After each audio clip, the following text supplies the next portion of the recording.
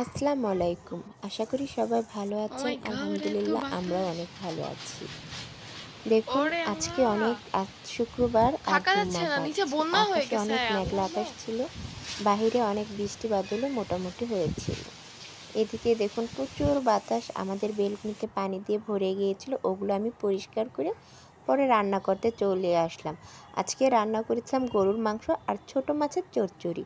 ছোট মাছের চচ্চড়ি করার জন্য আমি হলুদ, মরিচের গুঁড়া, তারপর কাঁচামরিচ, পেঁয়াজ, বেগুন, একটু আলু, এগুলো সব দিয়ে তেল, লবণ ইত্যাদি দিয়ে মেখে চুলায় বসিয়ে দিয়েছি, কিন্তু আদা রসুন দিতে ভুলে গিয়েছিলাম।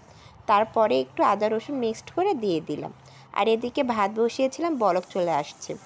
আর এদিকে তরকারিটাও বলক চলে আসছে। এখন মাংস বসাবো। মাংসটাকে ভালোভাবে পরিষ্কার করে নিয়েছিলাম আর কড়াইতে দিয়ে দিলাম একে একে ময় মশলা, মানে মাংস রান্না করতে যা যা লাগে সবগুলো দেওয়ার পরে দিয়ে দিব আমি সব দেওয়ার পরে এখন আমি ভালো করে মেখে নিব। আজকে আমি হাতে মাখবো না, খুন্তি দিয়ে মাখবো, তাই একটু খুন্তিটাকে নিয়ে নিলাম। যেহেতু এক হাতে মোবাইল ছিল আর এক হাতে খুন্তি, ভিডিওটা করতে আমি পারছিলাম, তাই অফ ক্যামেরায় এই তো মেখে নিয়েছি। এবার চুলায় বসিয়ে দিলাম। চুলায় বসিয়ে দিয়ে চুলাটা অন করে দিলাম। এই তো এদিকে বলক চলে আসছে। আসলে কি সব ভিডিও তো দেখা সম্ভব না, একটু একটু করে দিয়েছি।